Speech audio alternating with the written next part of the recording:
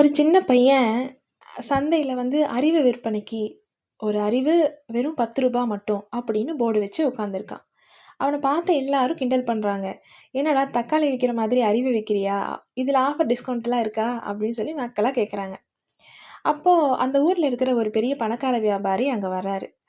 அவரு திமிரா அந்த பையன பார்த்துட்டு ஒரு ரூ. 10 எடுத்து இப்படி சுண்டி போட்டுட்டு, "இந்தா ரூ. 10 ஒரு நல்ல அறிவா சொல்லு பார்க்கலாம்" அப்படின்னு கிண்டலா கேட்குறாரு. உடனே அந்த பையன் என்ன பண்றான், ஒரு சின்ன சீட்ல எந்த ஒரு பேப்பர்லயும் முழுசா படிக்காம கையெழுத்து போடாதீங்க, அப்படின்னு எழுதி அந்த வியாபாரி கிட்ட குடுக்குறான். அத பார்த்துட்டு வியாபாரி விழுந்து விழுந்து சிரிக்கிறாரு. "என்னப்பா தம்பி, இதெல்லாம் சின்ன குழந்தைக்கு கூட தெரியுமே, இதுக்கு ரூ. 10 வாங்குறியா? பெரிய ஆள் தான் நீ" அப்படின்னு சொல்லிட்டு அங்கிருந்து கிளம்பிடுறாரு. இருந்தாலும் அவருக்குள்ள, ச்சே இந்த பையன் நம்மகிட்ட ரூ. 10 வாங்கிட்டானே அப்படின்னு ஒரு யோசனை.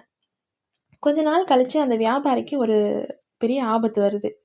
மந்திரி அவர் பேர்ல ஒரு குற்றச்சாட்ட சுமத்தி, அவர அரசவையில நிக்க வைக்கிறாரு. அப்போ ஒரு பத்திரத்த ராஜா கிட்ட நீட்டி என்ன சொல்றாரு, "இந்த வியாபாரி தன்னோட தப்பையெல்லாம் ஒத்துக்கிட்டாரு.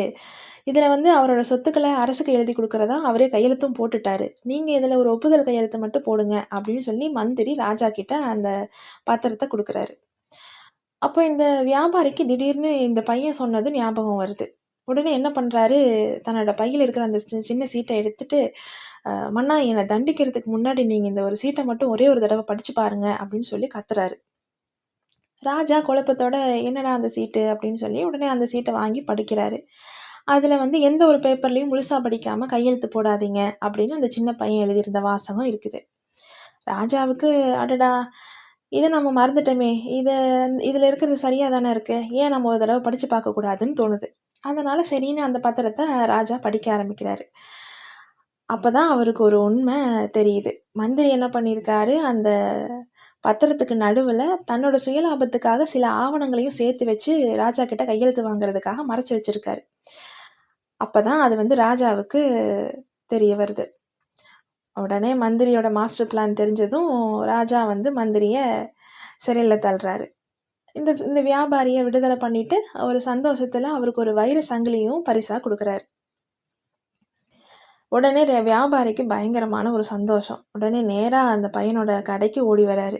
"தம்பி, உன்னோட ரூ. 10 அறிவு இன்னைக்கு என்னோட சொத்தையும் காப்பாத்தி, ஒரு வைர சங்கிலியும் ராஜா கிட்ட இருந்து எனக்கு வாங்கி குடுத்துருச்சு. அது மட்டும் இல்லாம நான் ராஜாவுக்கு ஒரு நல்ல நண்பனாவும் இப்ப ஆயிட்டேன்" அப்படின்னு சொல்லிட்டு சந்தோஷத்துல துள்ளி குதிக்கிறாரு. "இந்தா ஒரு ரூ. 500 வேற ஏதாவது அறிவு இருக்கா?" அப்படின்னு சொல்லி அந்த வியாபாரி அந்த சின்ன பையன்கிட்ட கேட்குறாரு. உடனே அந்த பையன் வாங்கி அந்த ரூ. 500 வச்சுக்கிட்டு சொல்றான், "ஐயா, ஒரு விஷயம் உங்களால தான் நடந்தது அப்படின்னு சொல்லி உங்ககிட்ட புகழ்ந்து பேசி பரிசு குடுத்தாங்க அப்படின்னா, அந்த பரிச அவங்களுக்கே திருப்பி குடுத்துடுங்க. ஏன்னா, அது பின்னாடி உங்களுக்கே ஆபத்தா முடியும்" அப்படின்னு சொல்லி அந்த பையன் சொல்றான். வியாபாரிக்கு ஒண்ணுமே புரியல. "என்னடா இவன் வைரச்சங்கிலிய திருப்பி குடுக்க சொல்றானே!" அப்படின்னு சொல்லி யோசிச்சுட்டு நின்னுட்டுருக்கிறாரு. அப்போதான் அந்த அரண்மனை காவலர்கள் அங்கருந்து ஓடி வராங்க. "ஐயா, அந்த வைரச்சங்கிலியில மந்திரி ஒரு கொடிய விஷம் தடவி இருக்கிறாரு. இப்பதான் அந்த விஷயம் எங்களுக்கே தெரிஞ்சது. இதெல்லாம் மந்திரியோட வேலை. அதனால நீங்க அத எடுக்காதீங்க" அப்படின்னு சொல்லி அங்கேருந்து காவலர்கள் சொல்றாங்க.